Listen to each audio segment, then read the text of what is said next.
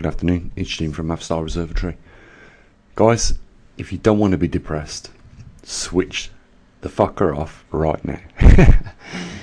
Oh my god, over the last 5 days I have felt so... I've got to say that. I don't know why. I should be chuffed because we've sent our muon detector out now to Western Australia, Perth, and we're going to get the data back, what that collects, very shortly, and we're really halfway on that milestone of getting what we set out to do here at the observatory. Get one of those muon detectors in Perth, get one in Brazil. We're halfway there, so I should be feeling a little bit happier, but I've got to say I'm not, and I think it's down to this COVID-19 crap. I'm sick of queuing up outside shops for things, and life isn't the same as what it used to be before this happened, is it, guys? You probably know what I'm talking about. It's like it's just consuming way too much. It reminds me, my wife said to me, because she grew up in the Eastern Bloc, Lithuania, before the 90s, before the Soviet Union collapsed. And she says, there's nothing new. It's like living back in them times, queuing up outside shops for things, waiting in a queue for just simple things like washing machines and things like that. Even if you got the money, you couldn't buy it back in them times, she said. And, I enjoy the stories that she tells me about, because obviously living in the UK, we're probably about 30-40 years ahead of those times, and the stories are interesting. And her father was a really interesting gentleman, I've got to say that. I never have the fortunate opportunity to meet him, because he's now sadly passed away, but interesting character. He ran the entire fishery for the country, Lithuania. Can you imagine that? And obviously back in them times it was very communistic attitude, and obviously you guys know communism wasn't communism. And of course, because I've heard the stories of what used to go on from my wife, I hope you don't mind me talking about this. You might find it interesting, but communism wasn't communism. Yes, everybody had a job in the country, everyone got given social housing, and everything. If you go to Lithuania today, you'll see one block of flats looks no different to the next block of flats. It's a bit cheesy, if you get what I mean. I've been over there a few times, and I just find it fascinating. I find the whole culture fascinating, but he had an extraordinary life, compared to everybody else that was in that communist era. He used to have a chauffeur-driven car that would take him to work, and had an interesting life. I'm not sure if it was inscription when he was growing up, but he was definitely in the army, and he was unfortunate to have one day half of his head, half the side of his face blown off by stepping on a landmine. Can you believe that?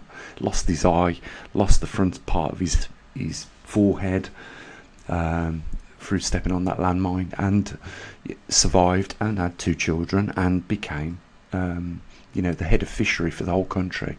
So some of the stories that my wife tells me is that as part of being having that important role, even though it was probably receiving the same amount as everybody else did at that time, because if you knew anything about communism, everyone got paid the same, but there were some perks for those who had the better jobs in the country. And he used to be allowed to visit what was like a barn in a farm that had things like Levi jeans and whiskies from other places around the world and things like that. And there was like little perks for those people that had the important jobs, and that's really why communism didn't mean what they intended it to be. If you've watched anything like Jack Fresco, you'll know that communism was never really the thing that it was set out to be, because there was perks for other people. But there you go. Why we're talking about this is because, my wife's father had his art ripped out really when, the Soviet Union collapsed in the 90s. And he had I remember my wife telling me he had this library full of communistic books and communism, and he was really a real supporter.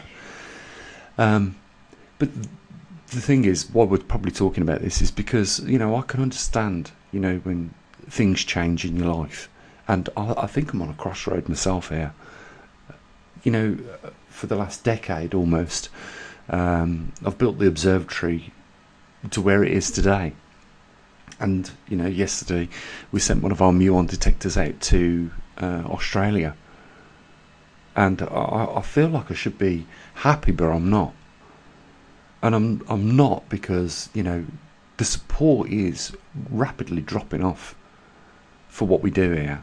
And it's really saddening because, like for our father who lived his whole life in communism, and he said to my wife, and his wife at the time, he said, what am I going to do with all this now?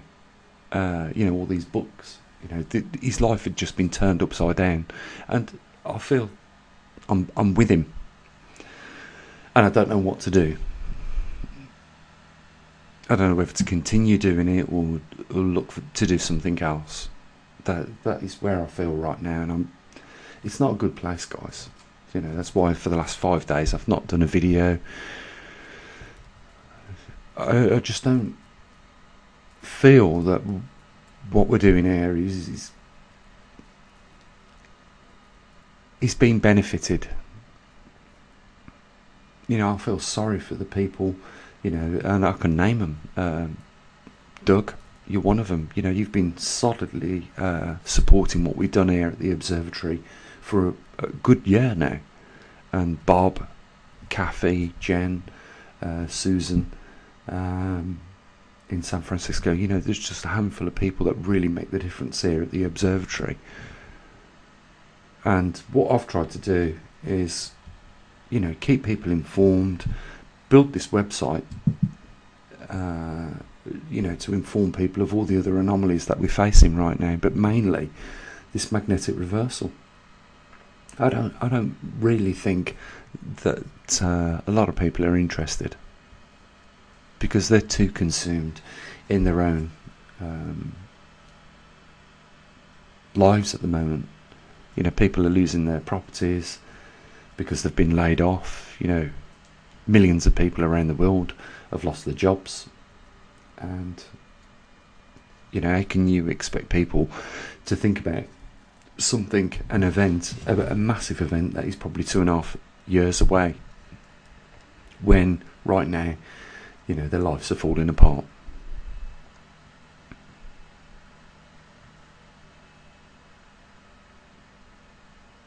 I really don't know what to do, guys. The observatory should have been, in my view, doing a lot more than what it is right now, but because of the lack of funds, we're right here where we are, and we're just about keeping, things going here. So I don't know what to do. On top of that, I've been watching, just observing YouTube over the last few weeks, and it's clear they're up to something. You have to be careful. We really need probably to find another platform to talk about these things. It's like censorship is getting out of control. It's becoming crazy. You can't even say some of the things that you should be able to talk about easily, but you can't. You mentioned COVID-19 in one of your videos, and next minute you're going to get one of these banners down at the bottom of the video that you're doing. And, like I do, I talk a lot about climate, and you're going to get these climate banners put down there. and they're going to direct you to Wikipedia and show you what they want you to see. I really don't know what to say, guys. I'm a little bit pissed off and probably, carrying my arse in my hands. I'm just sick of being the fucking guy who's got that fucking chewing gum, sticking everything together with it. That's all he's got in his toolbox. Being the programmer, being the electronic engineer, being the web host, putting all this together and just constantly dragging in the dirt. I think I'm a little bit depressed. It's what the bottom line is. I've had enough of this. Almost.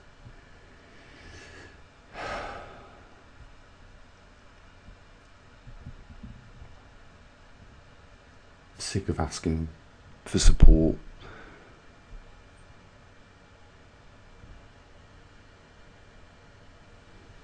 Just in an ideal world, it would be much better than what it is right now, Anyhow, there's a link down there if you want to support what we do here at the observatory. If you want to see us carry on, that is, it's up to you guys.